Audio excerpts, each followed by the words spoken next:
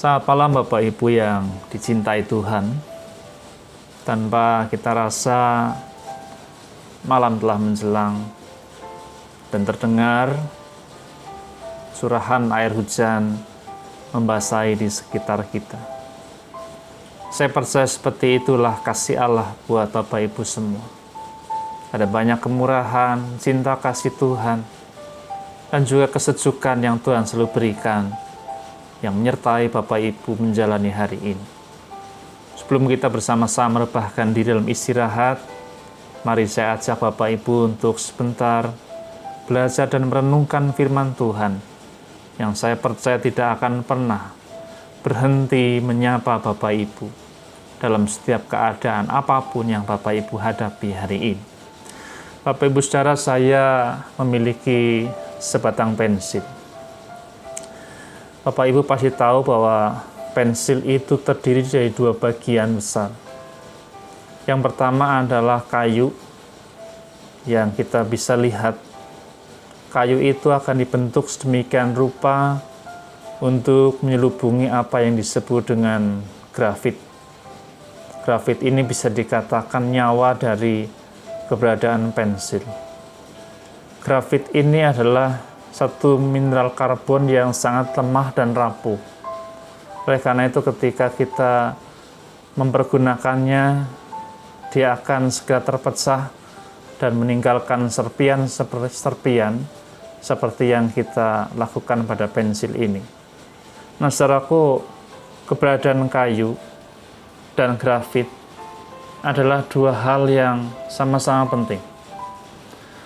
Kayu tanpa grafit cuma kayu, tidak ada gunanya. Tapi jika grafit tanpa kayu, dia pun tidak akan berfungsi dengan maksimal. Keduanya saling menopang, inilah pensil. Ketika kita akan menggunakan pensil ini, maka setiap kita tahu bahwa yang harus kita lakukan adalah kita mesti mengeluarkan grafit itu dari tubuh si kayu ini.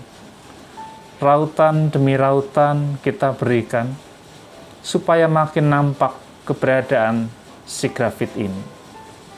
Rautan itu akan terus berjalan, tidak hanya sekali.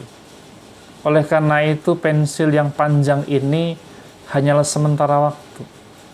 Karena berjalannya waktu nanti, semuanya ini akan berangsur pendek, dan bahkan habis. Rautan-rautan akan terus terjadi, mengeluarkan grafit di dalamnya, supaya pensil ini berfungsi dengan maksimal. Pada dirinya, pensil ini tidaklah sepenting dengan apa yang dihasilkan. Pada waktunya pensil ini akan habis.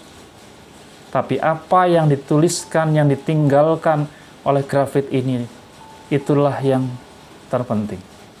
Bapak Ibu saudaraku, saya ingin menggambarkan kehidupan manusia itu laksana sebuah pensil. Ada orang yang begitu membanggakan apa yang nampak. Orang mengatakan, wow, luar biasa kalau aku punya kekayaan, karena di situ ada begitu banyak kemudahan dan kehormatan. Ada orang yang begitu membanggakan karena prestasi-prestasi hidup, jabatan-jabatan. Itu kayu, Bapak Ibu. Semua orang merasa bahwa inilah yang terpenting dalam hidup. Tapi saudaraku, jangan terlalu cepat kita memberi kesimpulan. Karena dalam segalanya ada satu perkara yang juga sama pentingnya, yaitu apa yang ada di dalam hidupmu. Sesuatu yang mungkin rapuh, lemah, tapi itu adalah bagian dari kehidupan Bapak Ibu sendiri. Rautan demi rautan akan kita rasakan dalam hidup. Tidak pernah sebuah kehidupan itu menjadikan kita begitu hilang gemilang, merasakan kenikmatan yang terus-menerus, tidak. Tapi seperti rautan-rautan pada pensil, demikianlah semua itu akan mengasah kehidupan kita, supaya grafit ini muncul. Dan pada akhirnya, ketika semuanya itu akan berlalu, maka yang terpenting apakah yang sudah pernah kita tinggalkan di dalam hidup. Saudaraku, Yeremia di dalam kitabnya yang pasal pertama, ayatnya yang kelima pernah mengatakan begini buat kita. Sebelum aku membentuk engkau dalam rahim ibumu, aku telah mengenal engkau. Dan sebelum engkau keluar dari kandungan, aku telah menguduskan engkau. Aku telah menetapkan engkau menjadi nabi bagi bangsa-bangsa. Bapak Ibu Saudara, ada sebuah misteri yang tidak misterius. Karena Tuhan menunjukkan bahwa bukan saja Yeremia, tapi semua orang di dalam hidup ini ada di dalam rancang bangun Tuhan sendiri. Saudara dan saya adalah bagian yang sejauh mungkin Tuhan pernah merancangkan itu.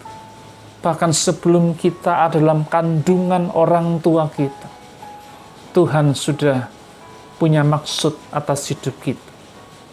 Kita ini bak pensil milik Tuhan, yang sejak awal Tuhan sudah tetapkan untuk melukiskan banyak perkara indah yang Tuhan sudah siapkan untuk kehidupan di dalam hidup ini.